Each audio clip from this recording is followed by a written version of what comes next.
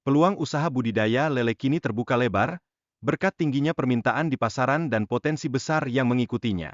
Saat ini, kebutuhan harian mencapai 3 kintal, menandakan bahwa ini adalah waktu yang tepat untuk memulai perjalanan yang menjanjikan ini.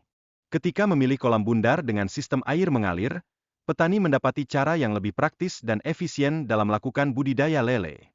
Metode ini tidak hanya mempercepat proses, namun juga memungkinkan penggunaan lahan yang lebih optimal, menghasilkan hasil yang maksimal bagi para petani.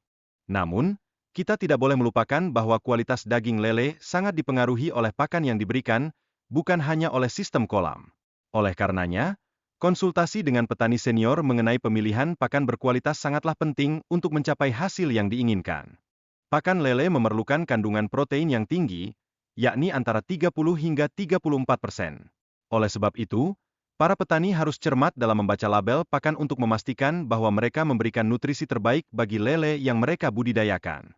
Dalam menjalankan budidaya lele, kita juga harus memperhatikan kondisi cuaca.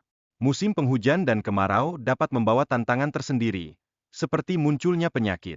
Oleh karena itu, kewaspadaan terhadap penyakit jamur dan bakteri yang dapat menyerang bibit sangatlah penting.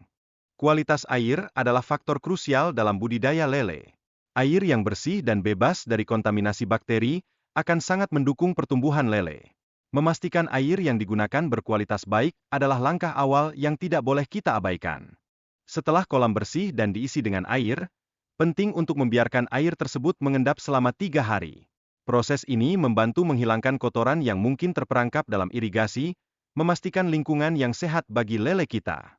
Menggunakan pakan full pellet terbukti lebih efektif dibandingkan dengan alternatif lainnya.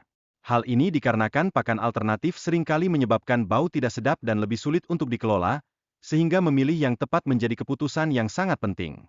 Untuk mencapai kontinuitas dalam penjualan, jumlah kolam yang dikelola juga memegang peranan penting.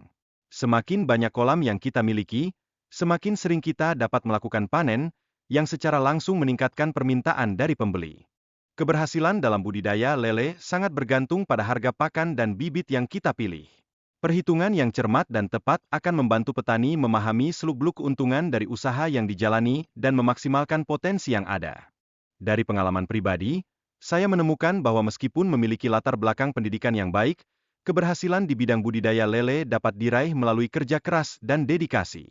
Setiap usaha membutuhkan komitmen dan ketekunan yang tinggi untuk mencapai hasil yang memuaskan. Terakhir, dukungan dari mentor dan komunitas sangatlah vital bagi petani pemula untuk belajar dan berbagi pengalaman. Dengan adanya bimbingan dan dukungan ini, mereka menjadi lebih percaya diri dalam menghadapi tantangan dan lebih siap untuk meraih kesuksesan di jalur yang mereka pilih.